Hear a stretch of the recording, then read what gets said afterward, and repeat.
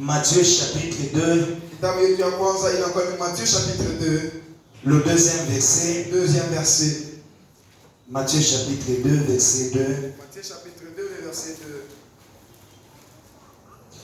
Le deuxième verset sera dans Genèse chapitre 22, verset 16. Genèse chapitre 22, verset 16 à 17. Le troisième livre sera Psaume 105, verset 24.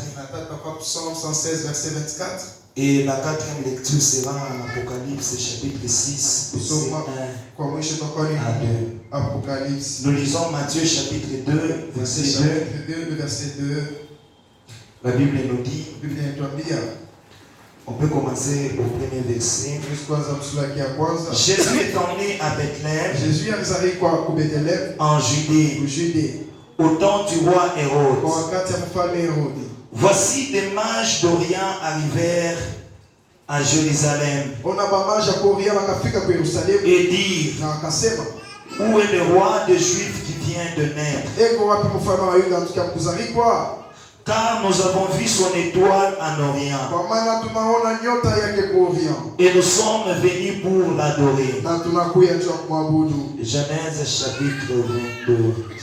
On peut reprendre nos places pour faire les autres lectures. Genèse 22, verset 16 à 17. Nous lisons au nom de Jésus. Amen. Je les jure par moi-même, parole de l'Éternel. Au nom de Jésus, il rendit son peuple très fécond et plus puissant que ses adversaires. Apocalypse chapitre 6, le premier et le deuxième verset. Je regardais quand l'agneau ouvrit un de sept sceaux, et j'entendis l'un des quatre êtres vivants qui disait comme d'une voix de tonnerre, viens. Je regardai et voici parut un cheval blanc. Celui qui le montait avait un arc.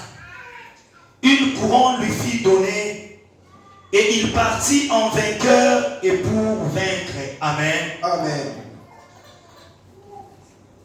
Depuis le début de ce mois, dans cette église, nous sommes en train de parler de posséder le porte de l'année. Et c'est là dans notre grand thème qui est le degré. Bien aimé, pour que nous puissions connaître les degrés, nous sommes appelés à commencer par posséder les portes. C'est ainsi qu'il y a beaucoup d'hommes de Dieu qui nous ont parlé sur ces thèmes-là. Comment on devait posséder la porte. Et lorsque nous avons bien suivi tous ceux qui nous ont parlé, nous allons comprendre que l'une des clés qui pouvait nous aider à posséder la porte, c'était la prière. Voilà pourquoi, bien aimé, dans cette église, en cette année de degrés, notre papa avait dit, nous allons prier. Bien aimé, moi aussi j'aimerais te dire, la prière doit être pour toi comme une obligation. Tu dois aimer la prière. Tu dois prier même quand tu n'as pas envie de prier. Tu dois prier la nuit, le jour, le soir. Même dans ton sommeil, tu es appelé à prier. Alléluia. Je vais nous proposer un petit sous-thème ce matin. Parce que nous voulons conclure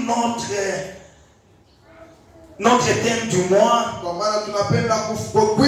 Et le sous-thème que je nous propose ce matin, c'est avis de recherche. Alléluia.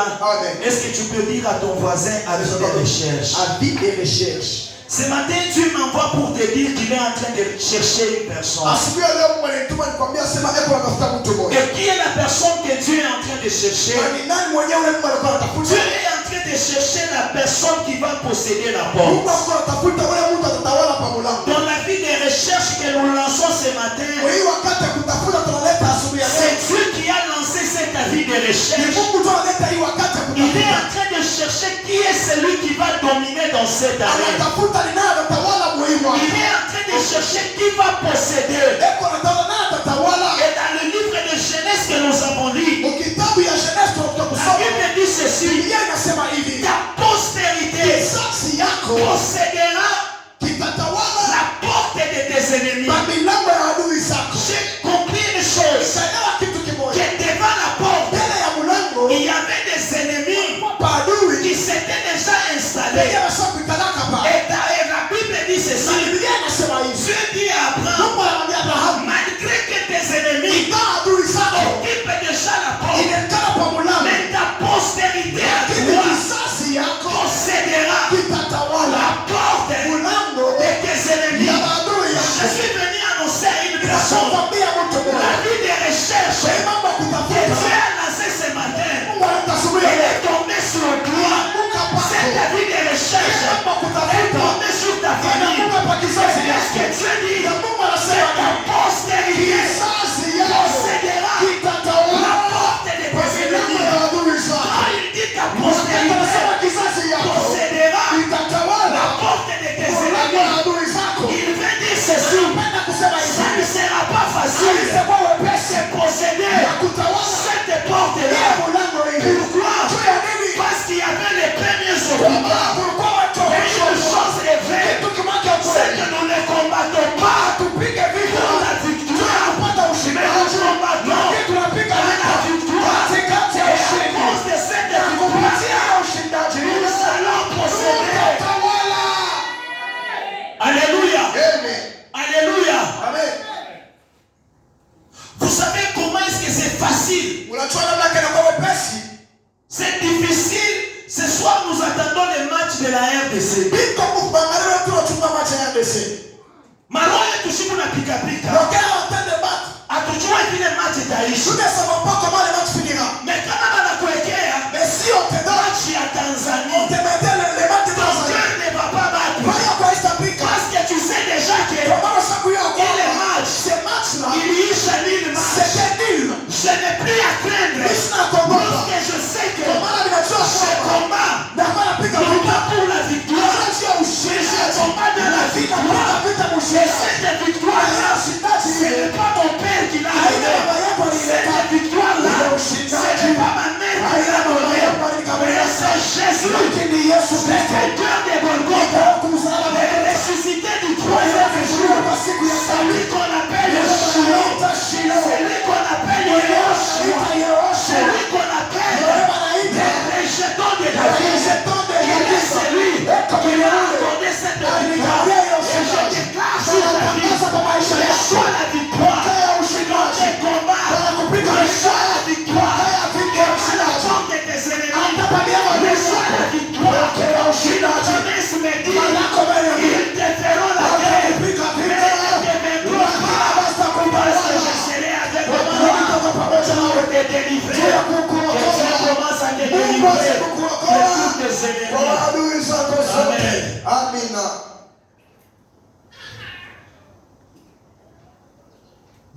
Et là, nous sommes en 2024.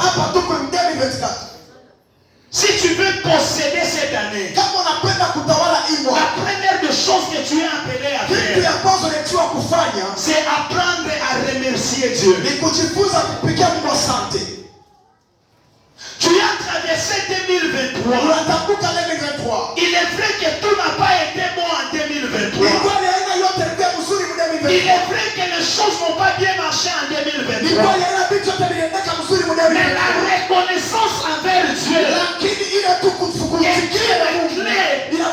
va t'aider à ouvrir et à posséder une porte. La Bible nous parle des enfants d'Israël. Que lorsqu'ils ont commencé à quitter l'Égypte, il y a beaucoup de choses qui se sont passées. Mais il y a une chose qui m'a toujours réjoui. La Bible dit qu'ils sont sortis les mains levées.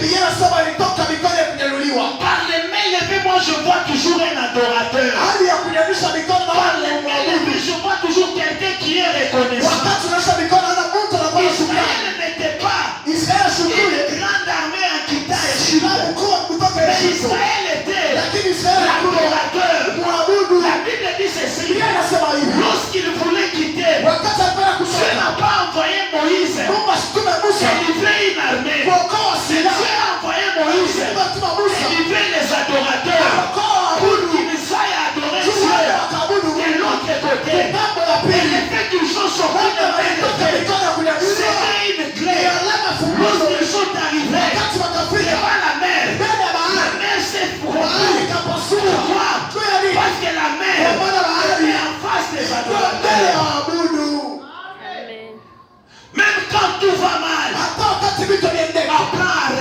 Ujifunze kumshukuru Mungu. C'est très facile de remercier Dieu. Inakuwa teketeke C'est très kumshukuru Mungu. facile de louer Dieu. Ni wepesi kumsifu Lorsqu'on Mungu. avait acheté des véhicules en Wakati 2023, tuliuza magari mu 2023. lorsqu'on a construit des maisons, Wakati tulijenga manyumba. mais c'est parfois difficile Inakuwa nguvu kwa lorsque ça n'a pas marché. wakati hakiendeki. Mais c'est l'adoration de ces gens-là que Dieu Lakini aime. maabudu ya wale watu vitu viendekake Mungu La anataka. deuxième des choses, Kitu ya pili, fais le bilan uweze kuangalia de 2023. 2023 iliyopitisha.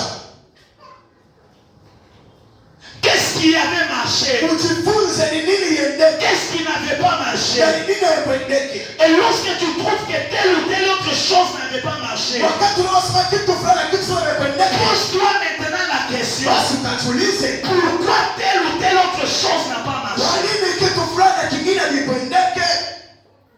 Ne marche pas comme un animal Usitembee kama vile mnyama qui ne se pose jamais de questions. mwenye ajiulizake À kama un certain moment de ta vie, wakati mafanya maisha yako à rester à un endroit, ujiulize kale tu fasi te poses la question. kwanza utajiuliza Pourquoi telle ou telle autre kwa chose nini ne kitu marche fulani pas? haikuendeke.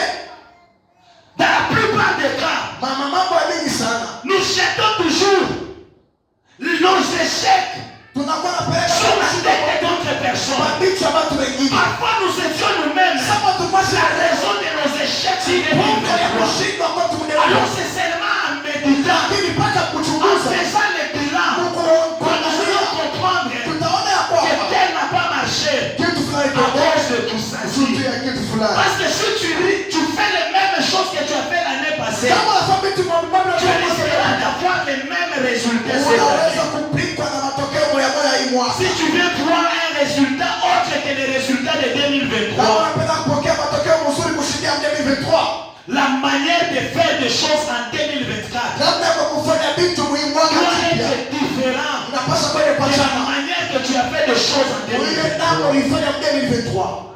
Alléluia. Amen. La troisième des choses, Na kitu ya tatu, alors que tu es déjà en 2024, hivi nachikuta 2024. tu dois te donner les objectifs. Unapaswa kuchukulia vifukuzio. Tu dois avoir une vision claire de 2024. Unapaswa kujua ni bidii utafanya muhimu mwaka. Ne te réjouis pas seulement que je suis entré en 2024. Usifurahi kwa sababu mimi sikukufa niko 2024. Il y a des gens qui ont fêté le 1er janvier. Kuna watu walifanya mafeti siku ya Ce kwanza n'est ya pas un mwaka. problème. Haiko vita. Mais quel est ton objectif Lakini ni mambo pour kanarudia. cette année 2024? Kifukuzio yako ni nini Quelle est muhimu ta mwaka? vision Ni maonyo kwa pour cette sana. année Muhimu 2024? mwaka 2024. Parce qu'à la fin de l'année, Kwa maana kumwisho ya mwaka tu vas faire le bilan utafanya bila sur base des objectifs kupitia que tu vifukuzio t'es donné. yenye bila Mais si tu kufuatilia. n'avais pas une vision Kama kukuwa na de maonyo 2024, ya 2024 il te sera même difficile itakukulia de nguvu faire le bilan ya kuangalia de vitu 2024. ya 2024. Prends ton agenda. Beba agenda yako. Marque, cette année je veux faire ça. Andika hii mwaka nitafanya hivi. Cette année je veux faire ça. Hii mwaka nitafanya hivi. C'est sur base de ça Ni kupitia kile vitu que tu sauras que tu as réussi dans cette année. kama unaweza Tu as échoué. wala unashindwa. Réussir une année n'est pas seulement la commencer, la terminer. Kuweza mwaka inapaa kuanza na Réussir kuisha. une année, Kuanza kuiza mwaka c'est lorsque tes objectifs ni wakati mfukuzio yako que tu as conçus ensemble avec Dieu, yenyewe uliumba pamoja na tu Mungu les as atteints. unamifikisha C'est mwisho. alors que tu as réussi Sio ton pale année. unaweza mwaka. Alléluia. Amina.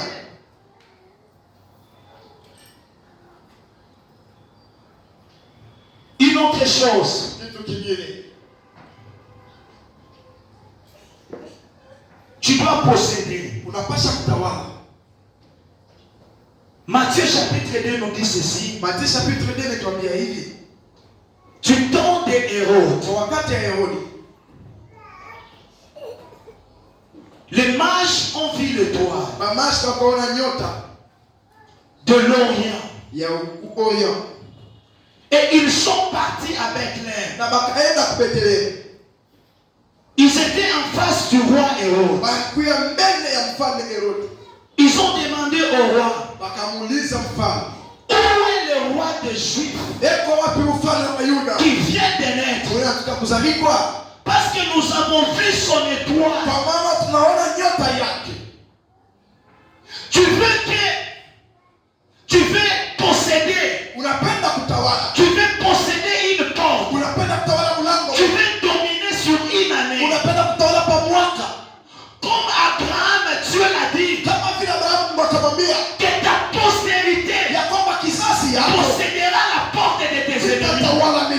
adui zako. C'est qu'il y a quelque chose Kusema kuna kitu kimoja que tu es appelé à faire. kinapaswa kufanya Lorsque tu es devant une porte, wakati unakuwa mbele ya mlango, lorsque tes ennemis wakati wa adui zako se sont présentés devant une porte, wanakuja pembeni ya mlango fulani, il y a une chose qu'ils vont faire. huko kitu kama watafanya, Ils vont ériger des trônes. watajenga Ils maenzi vont yao, placer leurs trônes là-bas. watajenga maenzi Ils yao, vont se décider de rester le plus longtemps possible. watasema milango wamekale miaka Qu'est-ce mingi que pa. toi tu es appelé à Basi faire? wewe tu kufanya nini? Tu dois reposséder les trônes. Unapasha Tu kutawala ne na peux pili. pas posséder un Hawezi endroit kutawala nafasi fulani si tu ne récupères pas les trônes. kama uko mbele ya enzi. Voilà pourquoi la quatrième des choses, Mara kitu ya ine la clé qui va t'aider, kumbe itakusaidia c'est reposséder les trônes. inakuwa ni kubeba mara La pili Bible basi. nous dit ceci, Ndiye anakuambia hivi, qu'il est arrivé akafika devant le roi mbele ya Hérode. mfalme Herode, Ils ont posé la question au roi, akauliza kwa mfalme, où est le roi des Juifs? yuko wapi mfalme wa Mais Yuda? vous êtes devant le roi Lakini Hérode. unakuja mbele ya Et mfalme vous lui Herode, posez la question, unamuuliza où est le roi qui yuko vient wapi de naître? mfalme anataka kuzaliwa? Cette question met Ile swali s'interroger napaswa kusema hivi, que celui qui est roi, Bwana kwa il mfalme est roi devant les hommes. mfalme mbele ya Mais watu, la nature lakini kwa ne le Mungu reconnaît pas comme roi. anashujua kwamba kana kwa Cette mfalme. question veut dire, Ile swali kwa nasema celui qui est roi là,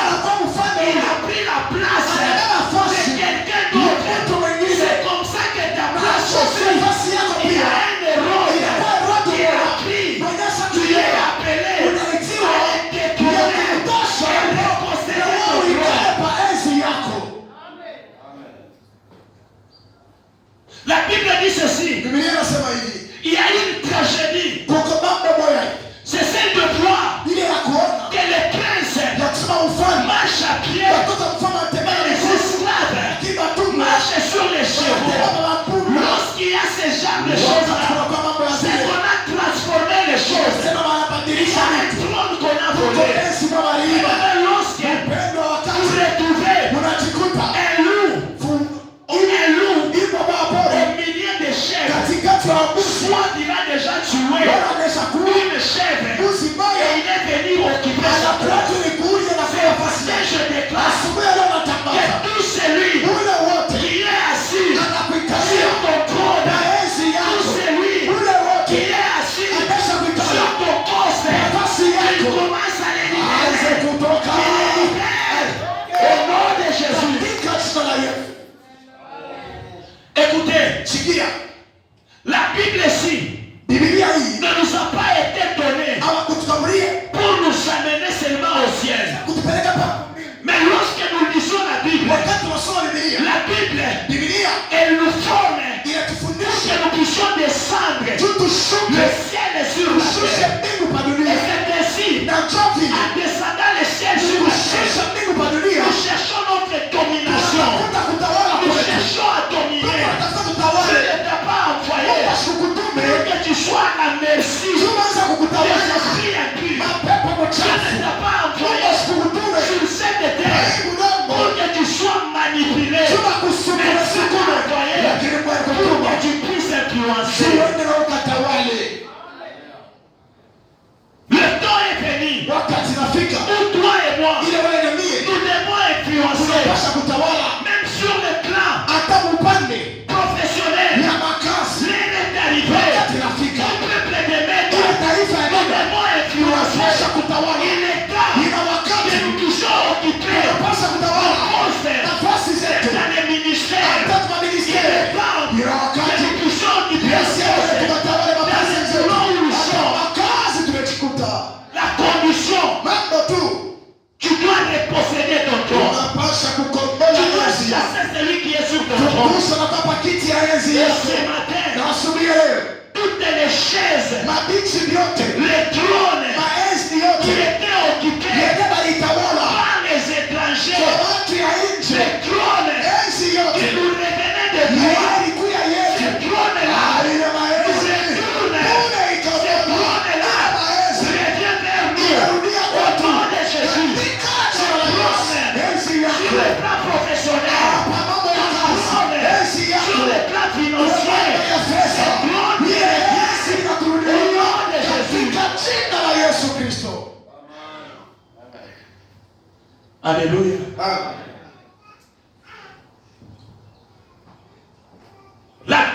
des choses que les mages ont vues, Kitu ya pili bamashi waliona. qui est comme notre cinquième clé. Yenye na kwa sasa fungulo yetu ya sek. La Bible dit qu'ils ont vu l'étoile. Biblia inasema waliona nyota.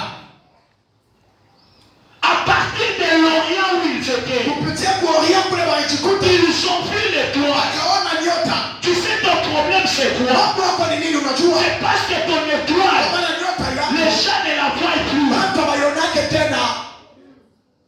Tu souffres pourquoi? Huku nateswa juu ya nini? Parce que ton Kwa étoile maana nyota yako. ne plonge plus sur ta lumière. Haionekanishe tena mwangaza Tu yako. souffres pourquoi? Unateswaka juu ya Parce nini? que ton Kwa maana étoile nyota yako. n'éclaire plus. Haiangaze tena.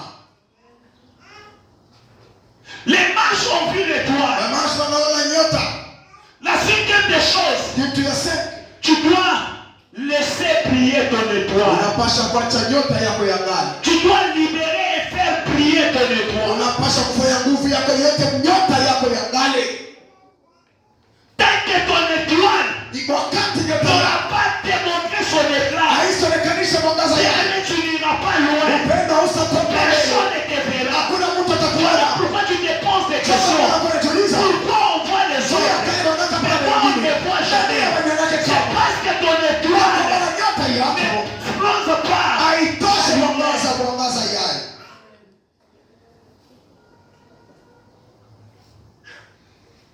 Les enfants de Jacob Watoto ya Yakobo étaient représentés par les étoiles. hawakuwa wanajikanisha kupitia manyota yao. Or, Jacob Basi Yakobo avait aussi une fille. naye pia alikuwa na binti moja. Cette fille-là, Ule binti parmi les étoiles d'Israël, katikati ya manyota ya la Israeli, fille n'était pas représentée. ule binti asionekanishiwe. Lorsque vous voyez Ribin, Wakati kuna Ribin Ribin, était une étoile. Ribin kwa nyota. Lorsque vous voyez Benjamin, Ukele Benjamin, ils étaient tous des wote étoiles. kwa mwanzo tena ule mwisho kwa nyota. Lakini ule Ils binti n'étaient pas représentés. asikuwa na kionekanisho. Vous savez la conséquence c'est quoi? Unajua matokeo yanakuwa ni nini? Un jour, Siku moja ils sont arrivés dans une ville bakafika mukini moja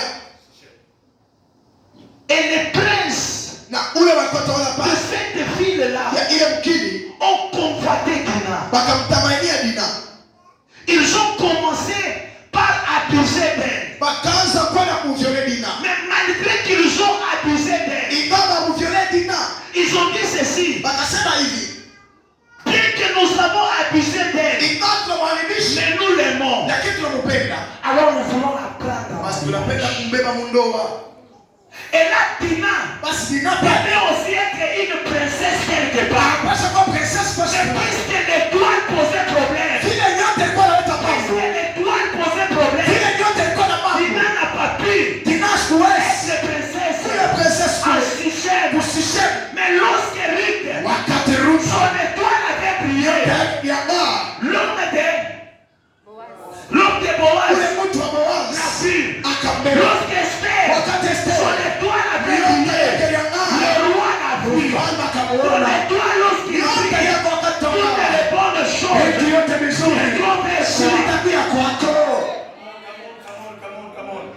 l'or, Dhahabu, l'encens manson est venu vers Jésus. ilikuwa kwa Yesu. Non pas parce que Jésus a demandé, Hayo pia Yesu aliliomba. mais parce que l'étoile Kwa avait maana brillé. nyota Que iliang'aa. Dieu fasse briller Acha ton Mungu étoile. angazishe Les nyota gens qui yako. sont aux États-Unis, Mali yote ilikuwa verront ton inazidi. étoile Na briller. yote kama Et ils yang'aa. vont te chercher. Na watakao Ce kutafuta. n'est pas Jésus Haiko qui Yesu. est allé chercher les mages. Alienda kuuziza Mais les mabashi. mages Lakini sont mabashi venus les chercher walikuwa à kumtafuta cause de son étoile. tundu ya nyota yake.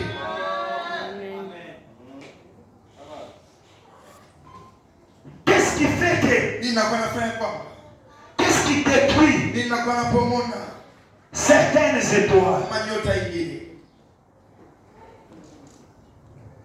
Beaucoup plus. Mingi. La plupart des gens, Batu ya mingi sana. c'est à leur naissance Ni kupitia kuzalika kwao. qu'on avait détruit leurs étoiles. Ili baliwaka manyota yao. Alléluia. Amen. Le jour où on t'a mis au monde, Siku ile bakuzalaka. il est fort possible. Inawezekana C'est le jour où on a détruit ton étoile. siku banalimishaka nyota yako. de Jésus, c'était les mages. Les mages n'étaient pas chrétiens. Les mages ne connaissaient pas Dieu. Je vais t'informer.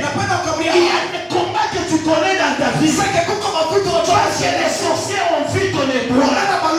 Il y a des combats que tu connais dans ta vie. Parce que les magiciens ont vu ton étoile.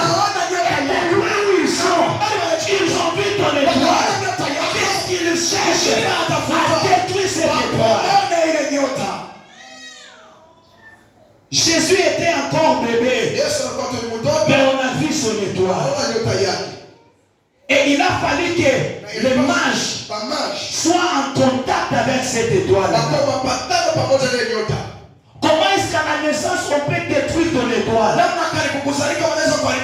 Lorsque tu es en contact avec des mauvaises personnes, et beaucoup plus la sorcellerie de nos familles cherchera à communiquer surtout par malheur. S'il se fait que le jour de ta naissance, la femme sage qui est là est une sorcière. Les sorciers de ta famille vont chercher à coopérer spirituellement avec la femme sage là. Et lorsqu'elle te reçoit, elle peut vendre directement ton étoile.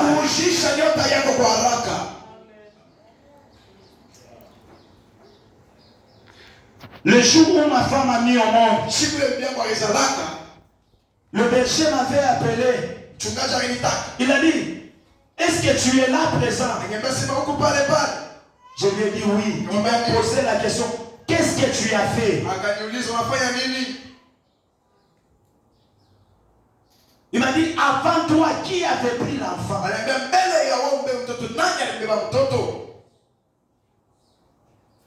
Voyez aujourd'hui, un enfant de 2 jours, 3 jours, vous êtes un sangage à Nakuya, Muyomba Nakuya, Fulana Nakuya, Nanya Nakuya. Je ne refuse pas que ni Mandoukuya, ni Mandoukuya, ni Mandoukuya. Le problème c'est leur état d'esprit, leur état d'âme. C'est ce qui peut détruire le courage de l'enfant qui vient de là. Hérode vient, on lui dit que nous avons vu une étoile. Hérode leur a dit, arrivez d'abord là-bas. Arrivez là où il y a l'enfant. Venez aussi m'informer. Puisque moi aussi je vais faire. À mon tour, je vais aussi aller là-bas. J'aimerais être en contact direct avec cet enfant-là. L'objectif derrière cela, c'est de détruire cette étoile. Mais la Bible nous dit que lorsque les mages sont arrivés, Dieu leur a apparu. Il les a dit, vous ne retournerez pas par le même chemin où vous êtes venus. Et le même jour-là, lorsque Hérode était en train de comploter, l'ange est venu à Marie et Joseph. Il leur avait dit, prenez l'enfant, allez avec l'enfant, jusqu'à ce que je vous demanderai de rentrer. Je vais te dire, aucun sorcier, aucun franc-maçon, aucun officier ne touchera à l'histoire de ton enfant. Aucun sorcier ne touchera à l'étoile de tes enfants. Pourquoi? La promesse déclare la prospérité, la progéniture possédera la porte. Dieu a une mission avec son enfant. Dieu a une mission avec tes enfants. Voilà pourquoi, malgré la sorcellerie, ne peut rien contre toi. Alléluia. Comment on peut détruire ton étoile? Par la nourriture. On peut détruire ton étoile. Toi, tu n'aimes pas passer la nourriture.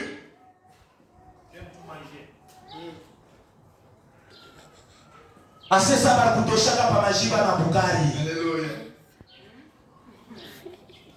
Tu n'es pas obligé de manger par partout. Ametiwa kule fasi yote. Toute nourriture n'est pas nourriture. Chakula yote haina chakula.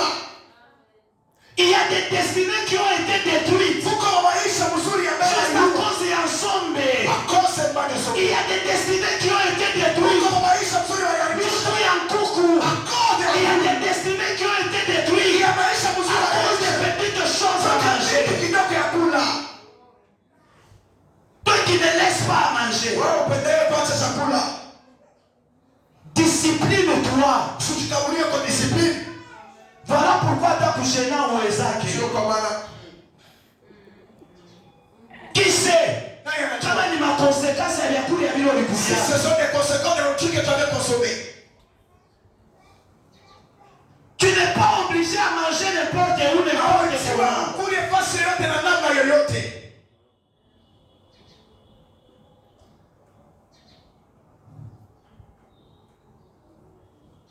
Par l'argent qu'on te donne, Kupitia pesa wanaweza kukabulia.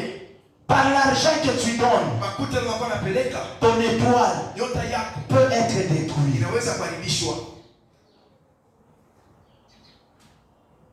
Kuko bantu, Il y a des personnes. dans les plans de Dieu, Matayarisho ya ce Mungu. sont des gens qui deviennent être riches. C'est que ibadu wanapaswa kuwa watajiri tangu zamani. Mais il y a quelqu'un qui t'avait donné de l'argent. Lakini kuko mtu kama makuta. Cet argent-là, tu as mis ça dans ton capital. Ile makuta kwenye changa pa kapita. Et depuis ce jour-là, Tangu ile siku rien ne marche. hakuna kitu kinaendeka.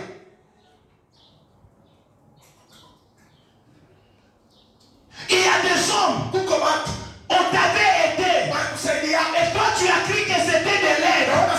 Mais derrière cette aide-là, il y avait une puissance qui était en train de réclamer ta vie. Qui était en train de te réclamer pour détruire ton étoile. Kuharibisha nyota yako.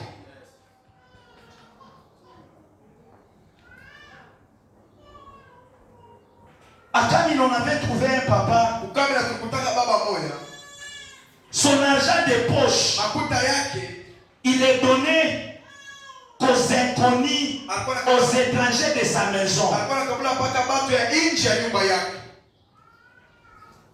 Si son enfant lui demande de l'argent, Kama mtoto wake anamlomba makuta, il l'envoie à son moulin. anamtuma kwa Que va là-bas, on va te donner mtumishi l'argent. wake, anamwambia sasa uende kule utakaona makuta.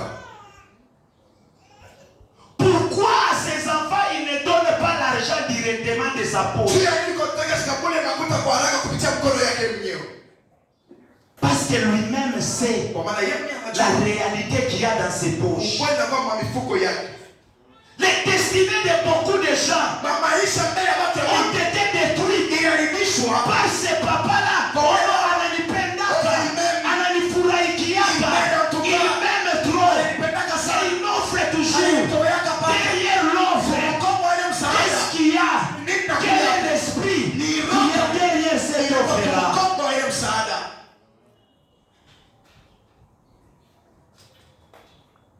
Ouais, dada wa Bulombo. Voilà celle qui aime tout des moments. Ouais, frère wa Bulombo. Voilà celle qui commande tout. Tu ne mourras pas si tu n'as pas l'argent aujourd'hui. Hautakufa kama una makuta leo. L'argent, c'est une sémence. Makuta inakuwa ni mbegu. Même lorsque tu la donnes, Hata kama tunaikabula, il faut savoir où est-ce que tu poses cette sémence. unapaswa kujua ile mbegu ile tupa pa bulongo. Il y a des gens qui ont été détruits dans la vie. Watu walibadilisha maisha. Non pas parce qu'ils ont pris l'argent, Haina tu sawa kama mais makuta. parce qu'ils ont donné. Lakini walikabula.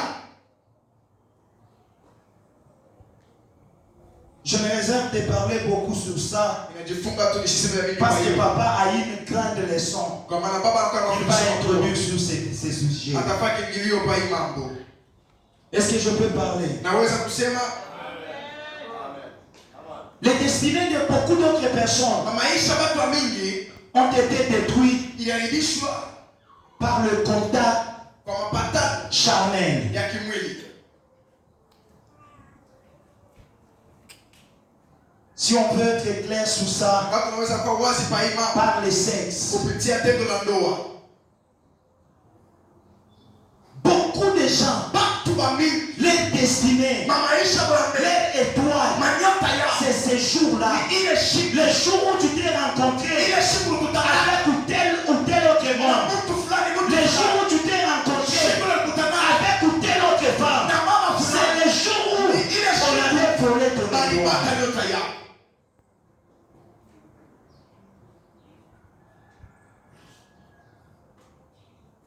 Peut-être que vous avez déjà entendu. Ou si vous n'avez jamais entendu, c'est votre information. Beaucoup de gens qui sont dans des mondes mystiques, on leur demande toujours de coucher avec des filles qui sont vierges. Pourquoi ça? Il y a l'étoile qu'ils sont en train de chercher. Tu trouves un vieux papa, comme ceux-là qui sont sur les réseaux sociaux.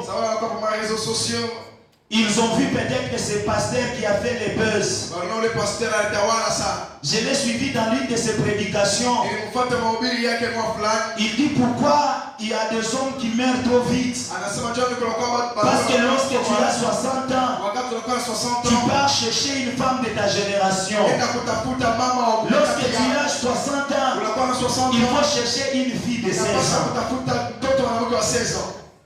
Mon nom là, tout ça, ni boule, tout pas ni boule. Vous voyez seulement, c'est pour rien, c'est au hasard qu'il est en train de parler ces choses. Vous pensez que c'est la convoitise de la chair seulement? Derrière cela, il y a une puissance mystique qui la pousse à faire ça. Et qu'est-ce qu'il cherche? Les étoiles.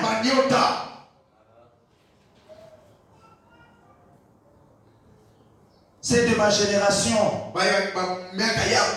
Ils savent les termes qu'on utilise aujourd'hui. Les sugar daddy et les sugar mommy. Vous pensez que ces papas-là, tout ce qu'ils donnent là, comme argent, la maman là te prend en charge. Vous voyez que c'est un fait. Ils font toutes ces choses-là. C'est l'étoile qui est ici. Et toi, tu vas te rencontrer avec une telle maman. Tu vas te rencontrer avec un tel papa. Tu peux frapper même la poitrine. Quelqu'un vous frapper. C'est toi qu'on a détruit. C'est ta destinée qu'on a détruit. On a pris par ton corps. On a pris ta destinée. Alléluia. Amen.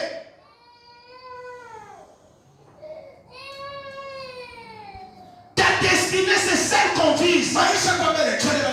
Tu as vendu ta destinée à cause des iPhone 13.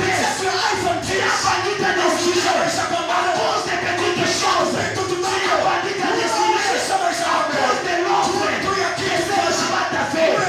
Qui sait ce que tu allais être demain? Qui sait? C'est toi qui serais le président de la République. Mais tu as vendu ça à cause des petites choses. Et tu sais combien est-ce que lui a gagné?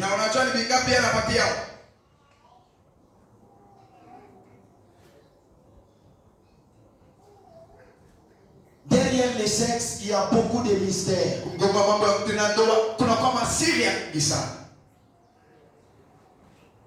Vous remarquerez dans le monde des politiques, par exemple, il y a des gens qui veulent coucher toujours avec les femmes mariées.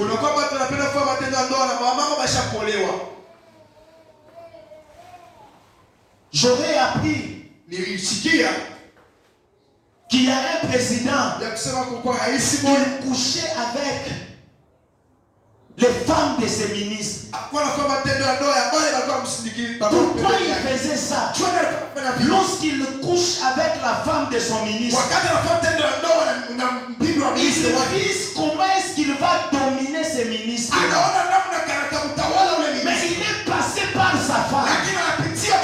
Alors frères et sœurs, n'ouvrons pas cette porte-là. C'est une porte qui va détruire notre destinée.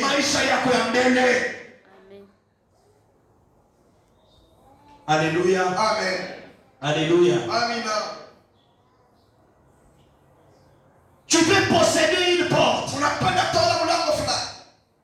Tu dois découvrir La raison pour laquelle tu es devant cette porte-là. Si je peux aller loin, je vais dire à une personne, apprends à découvrir la raison pour laquelle tu es né.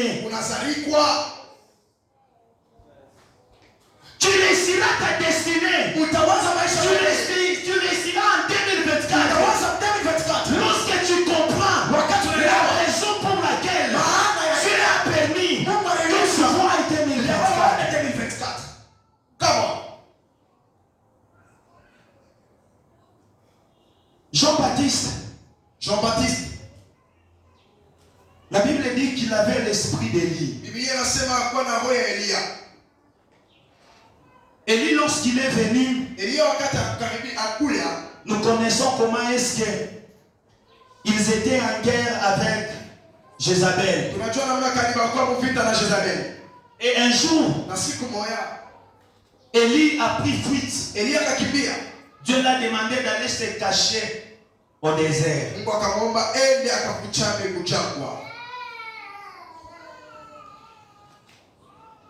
Et Jean vient avec l'esprit d'Élie. Où est-ce que Jean a commencé son ministère? Là où Élie avait fini son ministère. Dans le désert. Qu'est-ce qui arrive? C'est-à-dire, Jean devait accomplir la mission que Élie n'avait pas finie. Et Jean, lorsqu'il est venu, la mission déjà c'était laquelle? C'était préparer le chemin au roi qui devait venir. Il était en train de préparer le chemin pour Jésus. Mais un jour, Jean a oublié qu'il était un homme de désert. Il était celui qui devait préparer le chemin. Qu'est-ce que Jean a fait? Il a quitté le désert. Il est rentré dans la ville. Et dans la ville, au lieu d'accomplir sa mission, qui est de préparer le chemin, il s'est transformé en un conseiller matrimonial. Il est allé dans la cour du roi. Il a commencé à condamner le roi par rapport à la femme qui était avec lui. Or le roi, sa femme là, c'est l'image de Jézabel. Il n'avait pas réussi à couper la tête d'Élie. Jézabel avait promis de couper la tête d'Élie. Jean est venu. Au lieu de rester dans les déserts, au lieu d'accomplir sa mission, il est parti dans la ville, dans la cour royale. Il a changé sa mission. L'esprit de Jézabel a sonné dans la tête de la femme du roi. Et la femme a dit, coupez sa tête. Chaque fois que tu ne sauras pas la raison pour laquelle tu es né, la raison pour laquelle Dieu t'a donné 2024, tu risques d'échouer. Réussir en 2024 n'est pas échouer, mais ça doit être une décision que tu prends aujourd'hui. Et je veux réussir. Et lorsque tu prends cette décision, tu prends tous les risques possibles pour réussir. Alléluia. Amen.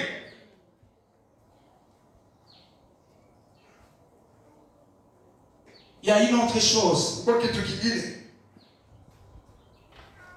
Tu veux